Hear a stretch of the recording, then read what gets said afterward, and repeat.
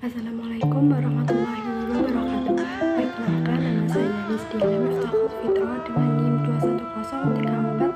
2103341100049. Saya dari Prodi Ilmu Pengetahuan Fakultas Pertanian Universitas Trunojoyo Madura.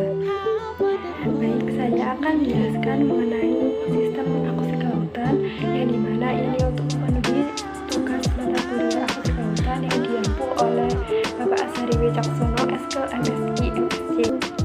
Baik, pada topik pembahasan kali ini yang akan dibahas yaitu yang pertama akustik kelautan, lalu yang kedua ada shadow zone, yang ketiga absorpsi, target string, volume scatter, dan lapisan shofar, lalu yang terakhir yaitu echo sounder. Baik, yang pertama yaitu pengertian dari sistem akustik kelautan. Jadi sistem sendiri merupakan sekumpulan komponen fungsional yang saling berkaitan dan berhubungan dalam satu kesatuan untuk menjalankan suatu proses tertentu. Pengertian dari akustik kelautan yakni teori yang membahas tentang gelombang suara dan perawatannya dalam suatu medium air laut. Akustik kelautan merupakan salah satu bidang kelautan yang mendeteksi target di kolom perairan dan juga di dasar perairan dengan menggunakan suara sebagai medianya. Baik, selanjutnya yaitu hidroakustik. Jadi di dalam akustik kelautan terdapat hidroakustik, di mana hidroakustik merupakan suatu teknologi pendeteksi bawah air dengan menggunakan perangkat akustik, yakni seperti echo sounder, fish finder, sonar, dan ADCP. Lalu hidroakustik ini dapat juga digunakan untuk mengukur dan menganalisa hampir semua yang terdapat di kolom dan juga di dasar perairan. Hidroakustik ini memiliki peran yang sangat besar dalam sektor kelautan dan juga perikanan, salah satunya dalam pendugaan sumber daya ikan yang ada di perairan tersebut. Selanjutnya yaitu akustik kelautan dapat dibagi menjadi dua macam. Yang pertama yaitu akustik kelautan pasif, dan yang kedua yaitu akustik kelautan aktif. Seperti pada gambar yang di atas merupakan akustik kelautan yang pasif. Jadi akustik kelautan pasif merupakan suatu aksi mendengarkan gelombang suara yang datang dari berbagai objek dalam kolom perairan. Biasanya suara yang diterima pada frekuensi tertentu ataupun frekuensi yang spesifik untuk berbagai analisis. Akustik kelautan pasif dapat digunakan untuk mendengarkan suara hewan atau ikan yang ada di dalam laut, mendengarkan aktivitas kapal, dan juga sebagai peralatan untuk mendeteksi kondisi yang ada di bawah laut. Lalu pada gambar yang di bawah merupakan akustik kelautan aktif. Akustik kelautan aktif dapat mengukur jarak dari objek yang dideteksi dan ukuran relatifnya dengan menghasilkan pulse suara dan mengukur waktu tempuh dari pulse sejak dipancarkan sampai diterima kembali oleh alat serta dihitung seberapa besar amplitudo yang kembali. Yang selanjutnya yakni penerapan teknologi akustik kelautan. Nah, seperti pada gambar yang sudah ada bahwa teknologi akustik kelautan ini dapat digunakan untuk mengukur kedalaman dasar laut atau batimetri. Lalu teknologi akustik kelautan juga dapat digunakan untuk mengidentifikasikan jenis-jenis lapisan sedimen yang ada di dasar laut. Selanjutnya, penerapan teknologi akustik kelautan dapat digunakan untuk pemetaan dasar laut dan juga pencarian kapal-kapal karam yang ada di dasar laut. Selain itu, penerapan teknologi akustik kelautan juga dapat digunakan untuk pemetaan habitat dasar laut dan menentukan jalur pipa dan juga kapal yang berada di dasar laut. Selain itu juga dapat digunakan untuk menganalisa dampak lingkungan yang terjadi di dasar laut. Baik, yang selanjutnya yaitu shadow zone. Nah, seperti pada gambar di samping bahwa shadow zone atau zona bayam ini merupakan daerah yang kedap terhadap transmisi gelombang suara. Daerah ini sering dimanfaatkan kapal selam agar tidak terdeteksi oleh sonar. Pada wilayah ini, gelombang suara tidak dapat merambat atau lemah sehingga hampir tidak dapat merambat dalam suatu medium. Hal ini terjadi karena suhu dan juga salinitas laut pada lapisan tersebut memantulkan perambatan suara yang dating. Shadow zone yang terbentuk di laut karena sifat laut itu sendiri, yaitu adanya 3 lapisan, yakni mixed layer, thermocline layer, dan juga deep layer.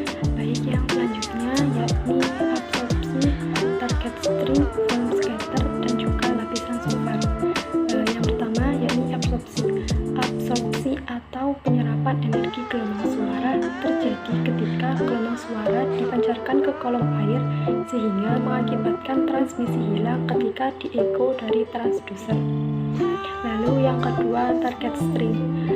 Target string merupakan kekuatan pantulan gema yang dikembalikan oleh target dan relatif terhadap intensitas suara yang mengenai target, yang dimana setelah gelombang suara mengenai suatu target, maka gelombang suara akan kembali dipantulkan ke transducer.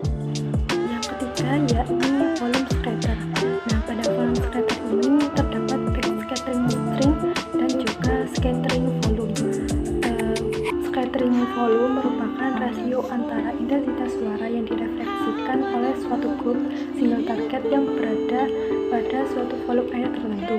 Nah, sedangkan backscattering string merupakan rasio antara intensitas yang direfleksikan oleh suatu grup single target yang diukur dari target.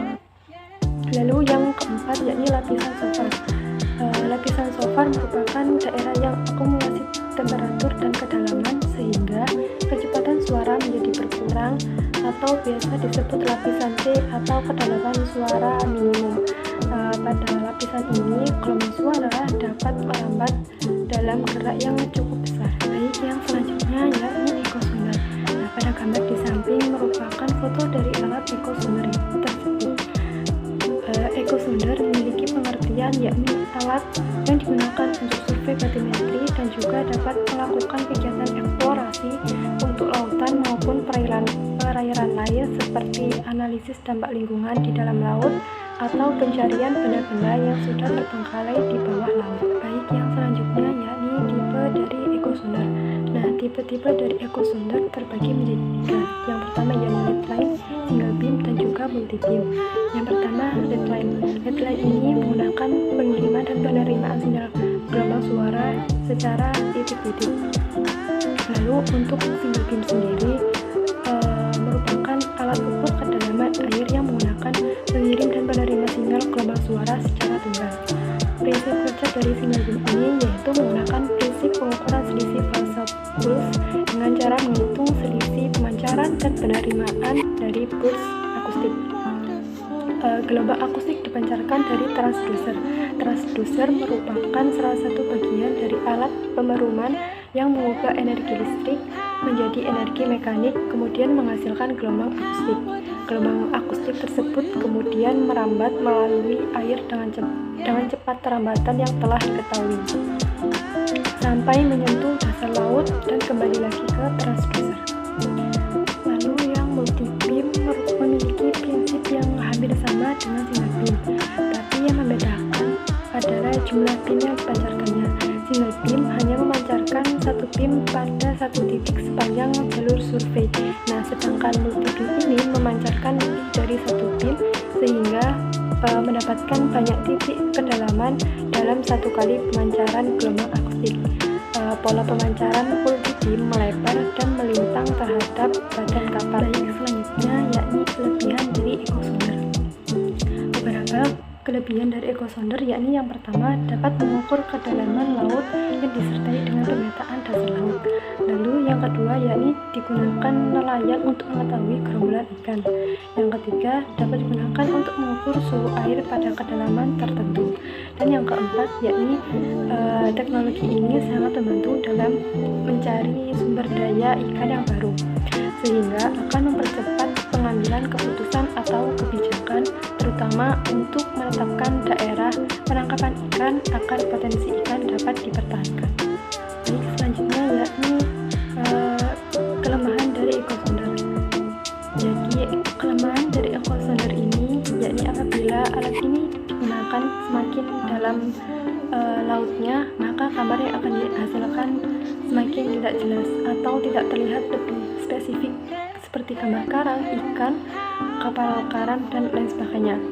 Lalu yang kedua, kelemahan dari alat ini dapat mengganggu komunikasi antar hewan laut, yakni seperti paus dan juga lumba-lumba. Sekian video penjelasan mengenai sistem akustik kelautan dari saya, kurang lebihnya saya mohon maaf. Wassalamualaikum warahmatullahi wabarakatuh.